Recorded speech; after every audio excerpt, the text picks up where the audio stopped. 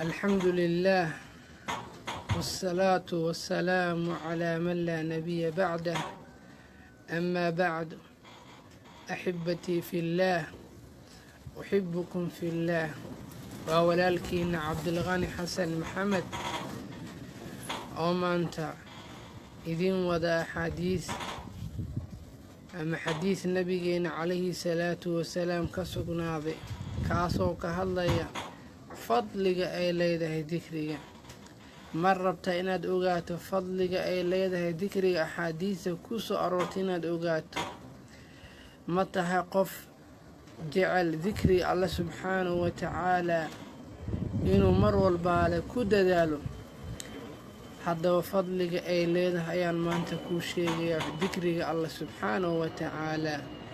axaadiista kaga soo aroorta ayaan kuu sheegayaa, aayaadka qur-aanka kariimka oo tirada badanna qaar baan ka soo qaadanaya, axaadiistana qaar baan ka ishaaray ama aan ka tilmaamayaa.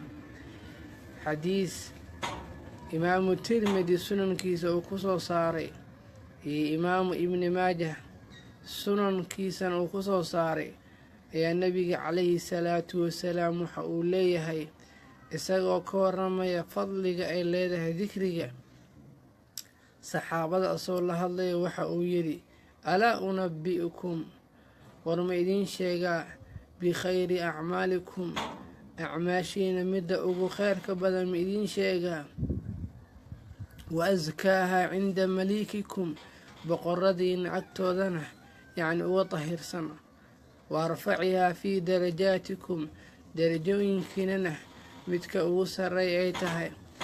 wa khayrin lakum, idinkaa khayr badan min infaaqi dahabi walwaraqi, yacni dahabka iyo qalinka iyo fidada inaad bixisaan idinkaa khayr badan ma idiin sheegaa? wa khayrin lakum, idinkaa khayr badan min an talqow caduwakum, cadowgiin inaad la kulantaan, fatadribuu acnaaqahum, aada qoorahooda goysaan, wayadribuu ay gooyaan acnaaqakum, qoorihiina. qaaluu balaa yaa rasuula allah, saxaabadu waxay dhaheen balaa ay nacam rasuul alla noo sheeg, waad noo sheegaysaa. balaa waxa weyaan nacam xataa way ka xel dheer tahay ala sheegay. nebiga calayhi salaatu wasalaam waxa uu yidhi, dikrullaahi tacaalaa, waa xuska alle subxaanahu wa tacaalaa. ilaahay xusidiisa oo la xusa ayaa intaasoo dhan ka khayr badan. hadda waxaa lasoo sheegay waxa weeyaan waa wax alla wixii ku tacalluqay adduunyo, waxaasoo dhanna waxaa jihaadka wax alla loogu dhawaahayo, fidada iyo dahabka la bixin wax alla loogu dhawaanayo, boqorada waxaan agtooda yacni ugu dahirsana waxyaabo dadku ay jecel yihiin waay. intaasoo dhan iyo waxyaabaha kale xadiidka ku sugnaadaba waxa uu sheegay inay ka khayr badan tahay dikriga alle subxaanahu wa tacaalaa. waxaa loo baahan yahay qofka muslimka ah ee mar walba ilaahay rumaysan subxaanahu wa tacaalaa in dikriga alle subxaanahu wa tacaalaa uu ku dadaalo. axaadiis fara badan ayaa dikriga ku soo aroortay oo ka hadlaysa yacni dikriga alle subxaanahu wa tacaalaa. xadiis uu warinaya ibnu bashiir ayaa waxa uu leeyahay, nin ayaa nebiga calayhi salaatu wasalaam u yimid, markaasuu nebigu waxa uu ku yidhi, rasuul allow, ina sharaa'ica alislaama qad kasurad calay, sharaa'icda islaamka korkeyga waa ay ku badatay, ee waxaa ii sheegtaa shay aan ku dhego. markaasuu nebiga calayhi salaatu wasalaam waxa uu yidhi, laa yazaalu lisaanuka radban min dikri illaah, carabkaadi uusan ka zuulin inuu ka jilcan yahay dikriga alle subxaanahu wa tacaalaa. hadda waa kaasaa ninkii dhahay sharaa'icda islaamka korkeyga ku badatay, shay aan ku dhega ii sheega rasuulku ku dhahay. rasuulku waxa uu sheegay sala allahu calayhi wasalam, waa dikriga alle subxaanahu wa tacaalaa. maxaa yeelay dikriga alle subxaanahu wa tacaalaa waxa weeyaan waa kaydka jannada ka mid ah, sida nabigeena calayhi salaatu wasalaam uu yidhi, walaa xawla walaa quwata ilaa billaah, walaa xawla walaa quwata ilaa billaah. waxa weeyaan kanzun min kunuusi iljanna, waa kayd ka mid ah kaydadka jannada loogu talagalay. marka waxaa la rabaa qof kastaa leh oo markaa doonaya adkaaraadka in uu markaa akhriyo kuna camal falo waxyaabaha ay farayaan. maxaa yeele adkaaraadku iska akhri ma ahan, waxaa loo baahan yahay in markaa loo akhriyo si aadaab leh iyo si alla ka cabsi ku dheehan tahay oo aanan dadka la isku tuseynin. marka fadliga dikriga ay leedahay ama adkaarta ama nabigeena calayhi salaatu wasalaam uu ku sheegay axaadiista iyo qur-aanka kusoo arooray way fara badan yihiin. aayaadka qur-aanka kariimka waxaa ka mid ah ilaahay subxaanahu watacaala markuu ka hadlayay ragga iyo dumarka alla xusa ayaa ilaahay waxa uu yidhi waddaakiriina allaha kasiira waddaakiraat acadda allahu lahum maqfiratan wa ajran cadiima. wiilasha alla xusa oo ragga ah ama ragga alla xusa iyo gabdhaha alla xusa subxaanahu watacaala ilaahay wuxuu u diyaariyey maqfira, ayuu ilaahay u diyaariyey dembi dhaaf, wa ajran cadiiman iyo ajir weyn ayuu alla subxaanahu watacaala u diyaariyey. intaasba marka waxay ka hadlaysaa fadliga ay leedahay dikriga.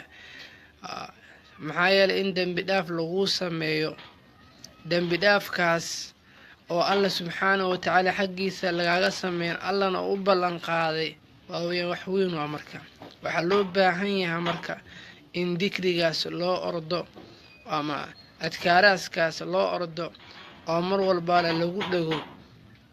maxaa yeelay adkaartu waxweeyaan waa gaashaanka qofka, waxweeyaan waa difaaca qofka. marka saalo qofka adkaar la-aan socdo waxaa markaa basiid u noqonaya inuu shaydaanku markaa uu waswaasiyo ama shaydaanku inuu waxyeeleeyo. laakiin qofka adkaaraadka akhrista ama qur-aanka akhriya waxaweeyaan qofkaas shaydaan iyo uma soo dhowaanayo. marka waxaa loo baahan yahay qof kastoo muslim ah ama ha isugu jiraan rag iyo dumar in lagu dadaalo xuska alle subxaanahu watacaala. xuska alle subxaanahu watacaala lagu dadaalayana waxweeyaan waa midka nabigeena calayhi salaatu wasalaam ka soo arooray oo sunnadiisa kaga soo aroortay. ma ahan waxyaabaha kaleete oo markaa la dhahayo waxaweyaan waa dikri. marka waxaa loo baahan yahay in dikriga ama adkaarta ku soo aroortay nusuusta nabigeena calayhi salaatu wasalaam xadiistiisa iyo qur-aankaba ku soo aroortay intaas lagu dadaalo oo alla subxaanahu watacaala loogu dhowaado.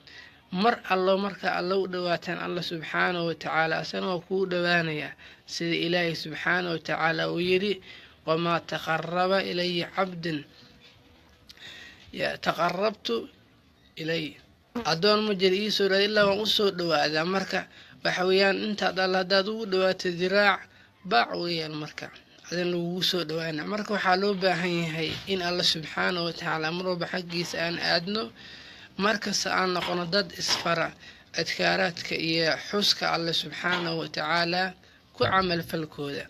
maxaa yeelay fadliga ay leedahay dikriga lama soo koobi karo. subxaana allahi cadiim, subxaana allahi wabixamdih.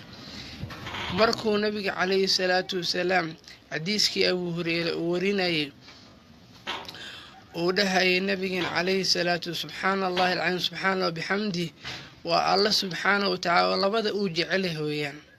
marka adkaaraadka alla subxaanahu watacaala xaggiisa ka soo aroortay oo nabigeenana noo sheego aaday u tiri badan yihiin ayadoon lasoo koobi karin.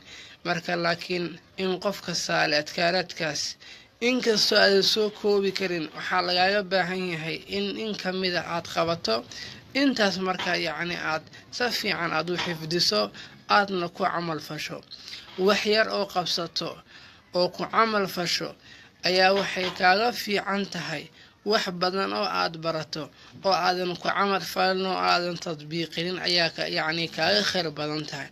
marka qof kasta oo muslim ah waxaa loo baahan yahay nafsadeeda ugu horeysa daciifka ah ee marka macaasida u fududahay إن أن أيضا كتربيه يعني ذكري الله سبحانه وتعالى إذن كانوا حال إذن كيبا هي إن ذكري الله سبحانه وتعالى نفتا أتكتر بيسان يحسك الله سبحانه وتعالى وحادك سوناتا مركز حسك الله أتكد داليسو وحويا إلهي معيقا أيوه لكن هذا المركز كتك حسك الله سبحانه وتعالى وحد قليسان الله عريري سيد إلهي سبحانه وتعالى ويري ومن أعرض عن ذكري فإن له معيشة ضنكا قفك كجيس ذكري وحان قليه نول عريري مركا حويا نولش عريري كبح أو ذكري الله سبحانه وتعالى وغبح وكدر ذكري قاس